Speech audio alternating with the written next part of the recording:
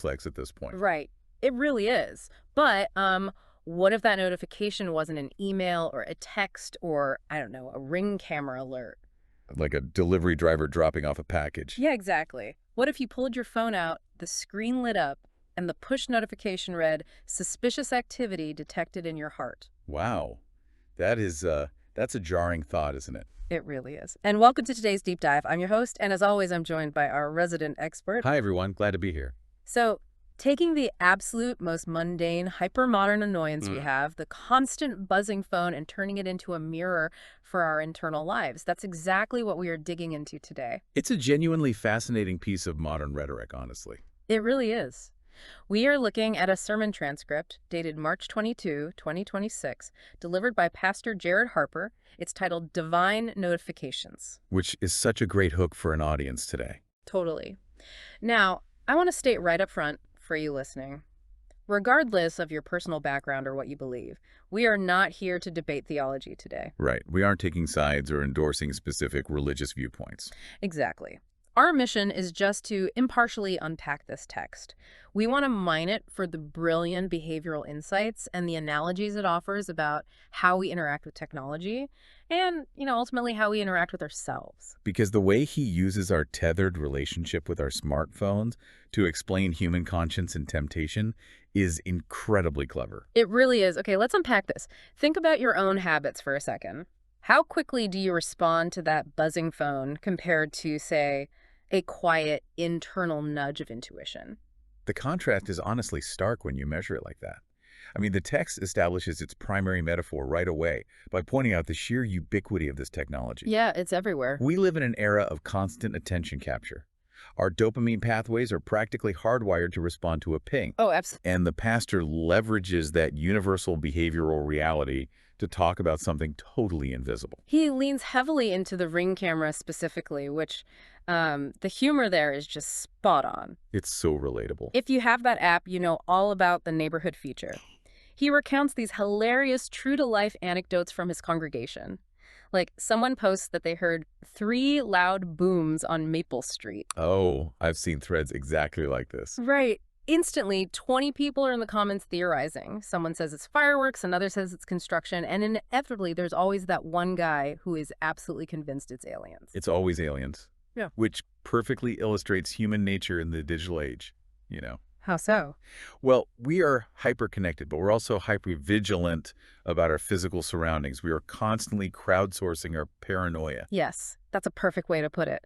There's another story he tells where a neighbor posts about a black dog running across their yard at like 2:14 a.m.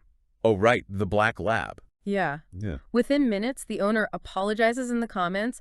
Another neighbor chimes in saying the dog ran through their yard too, and suddenly the entire neighborhood is awake at 2 a.m. Just collectively monitoring the late-night adventures of a black Labrador. Exactly. It's funny, but it establishes a really solid core premise. When your phone says motion detected at your front door, you check it. You do not ignore it. You feel an immediate biological compulsion to know what is happening. Right. And what's fascinating here is the psychological pivot the pastor makes. He asks his audience to imagine God sending push notifications. Yeah, imagine getting alerts like pride approaching or encouragement needed for someone nearby. Could you imagine your phone vibrating and telling you to check your ego? I mean, it would certainly change my day. But he references John 10:27, where Jesus talks about sheep listening to his voice, and Hebrews 1:1, noting that God speaks in various ways. So it's not a new concept, just a new wrapper. Precisely. The psychological diagnosis he offers isn't that humanity is dealing with a silent God or a broken transmission. The diagnosis is that we have become, as he puts it, distracted listeners. Distracted listeners. I just love that phrase. It captures the reality so well. It really does. Because we will literally interrupt a face-to-face conversation with a living, breathing human being just to check a glowing screen. We've all done it. But when it comes to a quiet sense of conviction or moral guidance, we just put it off. We treat the digital alert with frantic urgency and the internal alert with complete apathy. Because we're dealing with competing feedback loops. The digital loop offers immediate tangible validation. It satisfies our curiosity instantly. Right. Instant gratification. Exactly. But the internal spiritual loop requires stillness, patience, and often, self-correction. which feels entirely counterintuitive to a brain that's been conditioned for rapid-fire, low-stakes input. And we don't just delay responding to that internal loop. We actively curate our lives to silence it. There's this highly relatable detail in the transcript where the pastor talks about managing his own phone's notifications. Oh, the MWN. Yes, the Mimi Weather Network. He says he only leaves his text messages, his Bible app, and his Ring app turned on. He specifically turns off his weather app because he has something way faster. The MWN. Literally just a personal phone call from his grandmother warning him about the rain. It's such a charming detail, but like rhetorically, it's doing some heavy lifting there. It really is. It highlights human intentionality. We are incredibly deliberate about what we allow to interrupt our peace. We build digital walls. It makes me think about how we treat our own conscience. I mean, we curate our digital lives to let in only what we want, right? The comfortable stuff, the useful stuff, the entertaining stuff. Yeah, we filter out the noise. But it's almost like we're treating our own conscience as spam. Like, are we curating our moral reality in the exact same way? That's a great question. Just swiping away the uncomfortable internal alerts because we don't want to deal with the spiritual weather they're warning us about? Well, that tendency to swipe away the uncomfortable alerts is rooted deeply in cognitive dissonance. We really do not want to confront the reality that our daily actions might be misaligned with our deeper values. No one wants to feel like a hypocrite. Right. And the text transitions directly into this phenomenon by examining the human fear of who or what is on the other side of the door. But, you know, avoiding the notification doesn't make the person on the porch disappear. No, it definitely doesn't. And the text leverages this perfectly when it updates a really famous piece of ancient scripture. Revelation 3.20, that's the verse where Jesus says, "Here I am, I stand at the door and knock." It's a very iconic image. Right. But the pastor asks the audience to imagine that scenario not as a dusty, centuries-old painting, but as a modern Ring notification. Which completely changes the vibe. Totally. Your phone buzzes, someone is at the front door, you open the app, and there is Jesus just standing on your porch looking directly into the fisheye lens. It's a brilliant update to the imagery, honestly. It makes a 2,000-year-old metaphor instantly visceral for a modern listener. Because we all possess a very specific, almost universal behavioral pattern when the doorbell rings unexpectedly. We freeze. Seriously, if I'm not expecting a package or a friend, I don't just throw the front door open with a big smile. No, of course not. I peek, I look through the camera app, or I quietly pull back the blinds. And if it looks like someone I don't want to talk to, or if I just don't have the emotional bandwidth for a conversation right then, I go dead silent. I will literally pretend I am not home. I mean, we have all done it. And the text argues that people treat moments of spiritual conviction in the exact same way. They just pretend they aren't home morally. Exactly. Yeah. They feel the internal prompting, the knock, and they look through the metaphorical camera. They realize that opening the door is going to require a difficult conversation, a humbling apology, or a change in behavior. And so they just swipe the notification away. But the pastor makes a critical theological distinction here that reframes the entire interaction. Okay, but here's the catch for me. When I see someone unexpected at the door, or when I feel a pang of guilt, my default assumption is that they want something from me. Or worse, that I'm in trouble. Right, the defensive reflex. Exactly. If an internal alert implies we are doing something wrong, guilt is an incredibly powerful motivator for avoidance. I imagine the text has to navigate that very real fear, right? It does, and it attempts to completely decouple conviction from shame. Oh, interesting. How does it separate them? Well, shame tells you that you are bad, but conviction tells you that your actions are off course and you can return. The pastor emphasizes that the knock is an invitation, not condemnation. An invitation. Yeah. The language of the verse says, "If anyone hears my voice and opens the door, I will come in." The text insists that Jesus doesn't kick the door in like a SWAT team to shame people or drag them out in cuffs. He knocks to restore the relationship. To illustrate that point, the text brings in my absolute favorite anecdote from the whole sermon.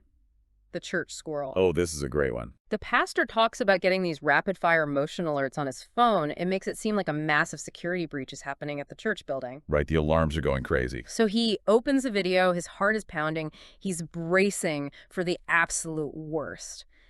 And it's just a squirrel casually strolling across the pavement like it owns the place. A hypervigilant security system completely freaking out over a rodent. It's an absurd, funny image, but it sets up a profound pivot in the sermon. Here's where it gets really interesting. The camera flags the squirrel simply because it detects movement. It doesn't analyze intent, right? It just sees a shift. Just pixels changing on a screen. Exactly. And the pastor uses this to argue that what we often brush off as small and insignificant, like a tiny shift in attitude, a fleeting moment of jealousy, a slight exaggeration, actually matters deeply. God notices the small movements in our hearts before they become big problems. But this raises an important question. Mhm.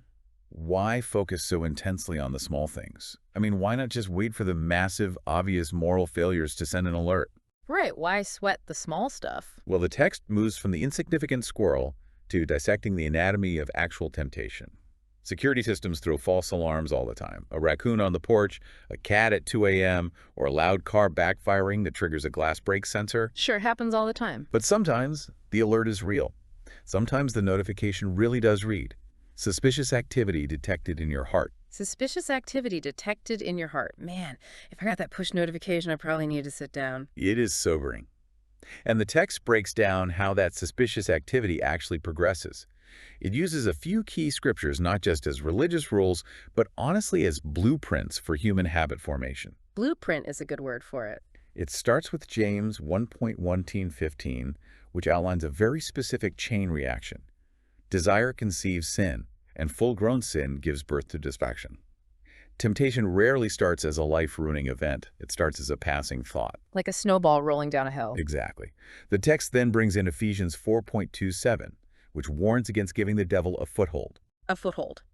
Like physically putting your foot in the doorframe so the person inside can't close the door. Yes, but let's look at the psychological mechanism behind a foothold. It is essentially describing how neural pathways are formed. Oh, wow. When we tolerate a small, cynical thought, like that tiny shift in attitude the squirrel represented, we aren't just having a fleeting thought. We are actively paving a pathway in our brain. We're training ourselves. Exactly. The text uses Ephesians to warn against this, because psychologically, that tiny foothold is all the brain needs to start building a destructive, automatic habit. It requires very little real estate to take root. That makes total sense. You don't have to surrender the deed to the whole house. You just have to leave the entryway unlocked. Right. Finally, the pastor layers in 1 Peter 5.8, describing the enemy prowling like a roaring lion. But the focus isn't meant to be on the lion itself. The focus is on the instruction to be alert and sober-minded. Paying attention, basically. Yeah. The argument is against living life on spiritual autopilot. An early warning system is completely useless if you aren't paying attention to the small anomalies before they become full-grown destruction. And to make that concept of early warnings really stick, the pastor uses an analogy we can all feel in our bones. Oh, the smoke detector. The smoke detector. He points out how unbelievably irritated we get when a smoke detector starts doing that intermittent beeping. He even jokes that there is definitely someone sitting in the congregation right at that moment who needs to change the battery in their home smoke detector. And everyone instantly hears that exact maddening chirp in their heads. Yes. The low battery chirp that you eventually try to convince yourself you can just sleep through if you put a pillow over your head. We have all tried it. It never works. It doesn't. But the pastor's point is that the alarm, as annoying as it is just doing its job. It's making noise to prevent a catastrophic situation. It's trying to save the house from burning down. It's an important reframe. It really is. Think about your own life for a second. How often do you feel the beep of conviction? Maybe it's a subtle resentment building up against a coworker or a creeping sense of entitlement. That's a small annoyance. Right. How often do you feel that and rationalize it? You tell yourself, it's not that serious, or I'm just venting, or I'll deal with my attitude later. And behavioral psychology tells us that later almost always becomes never when it comes to self-correction. Because we just get used to it. We do. We acclimate to the dysfunction. We get used to the smoke. Which is why the pastor synthesizes this entire section with the defining quote, "Conviction is not condemnation. Conviction is protection." Wow. That is the core thesis here. Ignoring early warnings never de-escalates a situation. The beep is annoying, yes, but a fire is devastating. I track with the logic, I really do. The early warning saves the house. But if we follow this to its natural conclusion, if we are supposed to be constantly monitoring our hearts for these tiny missteps, for little footholds and creeping resentments, doesn't that sound utterly exhausting? It sounds like a lot of work. Yeah. Living under constant surveillance, even your own internal surveillance, sounds like a fast track to severe anxiety. Motion detected in your heart could easily morph into feeling like Big Brother's always watching. That is the inherent tension of the text, and the pastor anticipates that exact anxiety. He intentionally shifts the paradigm from surveillance to loving care. Okay, how does he do that? To do this, he references Psalms 121.7, which states, "The Lord watches over you." Oh. He is adamant about clarifying the nature of this watching. The Christian life, according to this text, is not meant to be nervous surveillance. So no pacing the floors, worrying about every thought. Right. God isn't watching a monitor waiting for you to mess up so he can hit the punish button. The watching is entirely protective. It reminds me of the rumble strips on the side of a highway. You know, when you drift over the white line, they are loud, they vibrate the whole car, and they jolt you awake. That's a great comparison. But the civil engineers didn't install those strips to punish you for drifting. They put them there to keep you out of the ditch. It's the difference between a protective parent and a punitive parole officer. That highway analogy perfectly captures the text's tone. The text backs this up by referencing Hebrews 12, noting that God disciplines those he loves. And then it introduces a highly reassuring promise from 1 Corinthians 10.13. What's the promise? This scripture normalizes the struggle. It states that temptation is common to all mankind.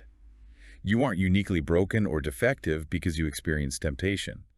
But the promise is that God is faithful and will always provide a way out. A way out. Meaning that even if a foothold forms, you are never actually trapped in the room with it. The door isn't locked from the outside. Correct. The way out is the exit strategy paired with a notification. It might look different depending on the context. Like what? It could literally mean physically walking away from a toxic environment, confessing a lie to a trusted friend, seeking professional accountability, or honestly just pausing to take a breath and recenter your thoughts. The notification points to the exit. Exactly. It doesn't just say danger. So what does this all mean? We've talked about ring cameras, dopamine loops, smoke detectors, and highway rumble strips. What is the ultimate takeaway here for the listener? Well, the text makes a really profound point about the final cost of swiping these notifications away. What's the cost? It argues that sin, which it defines as giving in to those destructive footholds, fundamentally separates people from relationship. It causes us to hide. The pastor notes that when people are out of alignment, they instinctively withdraw. They pull back. Yeah, they don't want to engage, they don't want to reflect, and they pull away from their communities. It creates profound isolation. When we hide from our own conscience, we inadvertently hide from everyone else too. We build walls instead of bridges. And to counter that isolation, the text circles all the way back to Revelation 3.20, where Jesus says, "If you open the door, I will come in and eat with you." Oh, interesting. Why eating specifically? The pastor provides some crucial historical context here that changes the weight of that sentence. In the ancient world, sharing a meal wasn't just a biological necessity to get calories. Eating together was the ultimate, intimate sign of friendship. It meant belonging, mutual trust. So it's not just a dinner invitation. No. So the deeper message behind any notification or conviction isn't just a behavioral correction telling you to stop doing bad things. The deeper message is simply, I want to be close to you. If we connect this to the bigger picture, it completely reorients the goal of spiritual or moral discipline, doesn't it? It really does. Yeah. By responding to early prompts, by answering the internal notification to practice forgiveness instead of letting bitterness fester, or choosing humility when pride starts approaching a person, doesn't end up living in a state of fearful, nervous surveillance. Right, they aren't just managing anxiety. Exactly. Instead, they develop a heightened daily awareness of guidance. They find presence and peace amidst an otherwise incredibly noisy, chaotic world. It's turning the notifications on for the things that actually build a meaningful life, rather than just reacting to the things that demand our immediate panic. It reframes life's interruptions. They cease to be annoyances and become invitations to wisdom. This source material masterfully takes the ultimate modern annoyance, our constantly buzzing phones and those hypersensitive camera alerts, and uses them to illustrate a timeless truth. It highlights the absolute necessity of guarding our minds. Right, learning to recognize internal guidance and viewing conviction not as a punishment, but as protection. And it challenges us to reevaluate the economy of our attention. We're so quick to give our focus to a digital alert, but so painfully slow to tend to our own character. Think about how you react to the constant demands on your attention today. The news alerts, the endless social media updates, the urgent messages from work. It never stops. It doesn't. And you likely respond to them instantly, almost without thinking. But how do you respond to those quiet internal nudges? The ones trying to protect you from making a mess of things or trying to protect your relationships? It really comes down to a vital question of priorities. What are we truly listening to? I want to leave you with one final, lingering idea to mull over today. It builds directly on the foundation of everything we've just unpacked. Think about the smartphone in your pocket. It has a feature that tracks your habits and tells you exactly how you've spent your time. Imagine if your mind and your conscience had a daily screen time report.